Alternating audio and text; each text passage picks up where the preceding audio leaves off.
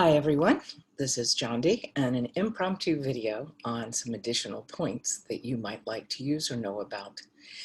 I commonly call these the ponder points. These were originally finger points or fingernail points that were associated with EFT in the earlier days, and before that also with the Callahan TFT. I'd like to point out to you that they're very useful, number one, and number two, where exactly they are, and number three, where or how you might creatively use them. So first of all, it starts with the fingernail bed is actually what we're talking about for the acupuncture point location, and you can use an electric acupuncture point finder if you wish, but I often find that that kind of acuity is not needed at all in EFT because the percussive nature stimulates the entire region. So I'm all in favor of knowing where they are and being accurate, but I'm not overly concerned with it because I do know it still works. So that being said, look at the thumb side of your hand.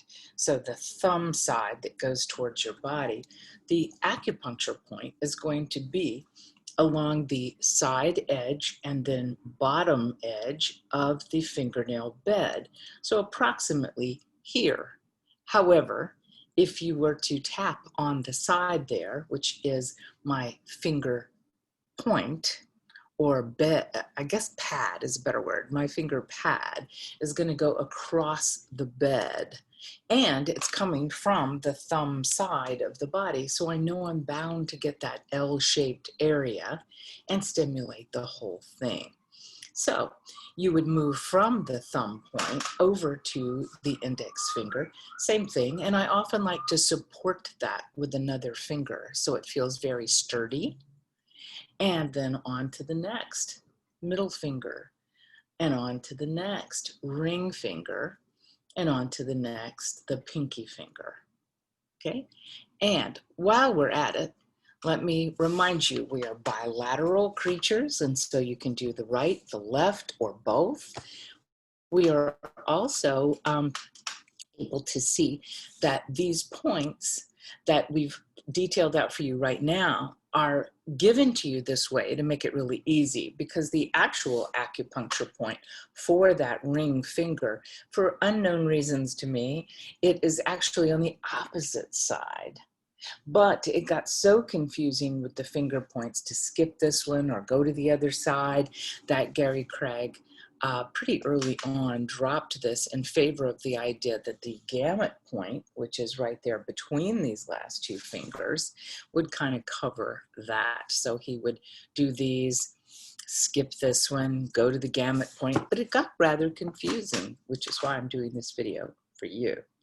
So if you want to use the finger points, I suggest you try it out and see how this feels for you. It's a great way to conversationally keep the energy processing without having the facial features obscured while you're talking to someone or measuring something. So I often do this. I may show them these points so they can do it themselves, and often they do it under the table or in their lap, or while they're in their car at the stoplight. There's an endless variety of places to use that, including you might have recognized that as you temple your fingers and do this, you're still stimulating those same points to come all the way down the hands into the triple warmers and other channels. Anyway, those are the finger points. I'd like to also remind you of these old school points that we call the sore spot or the tender spots. So I'm going to move my camera down just a bit. These are, if you kind of put your thumbs, I guess, underneath your armpits and then let your fingers fall. It's very easy to let your fingers do the walking until you find, oh, that is a little tender. That would be the tender spot or the sore spot. These are lymph gland points wherein we can actually help our body release whatever our body is already trying to release through the lymph glands. And so as I do this, I want you to see I'm not actually tapping, I am massaging with my finger pads instead of my finger points so it doesn't hurt. Now, if that does still feel touchish, you can A, use it another time, or B, use several pads to vary that pressure on that place. You can do one or both simultaneously. Doesn't matter clockwise, counterclockwise. It's a remarkably forgiving procedure, isn't it? So that being said, I believe I've also referenced to all of you that other traditions and protocols often use other points. It may be the third eye, it might be the thymus, it might be different chakra points up and down your torso. You do already know about the 9-gamut point, whether or not you do the entire 9-gamut procedure or not. This is actually just called the gamut point because at that point we're not using all 9 steps. So just the gamut point is what we would call this.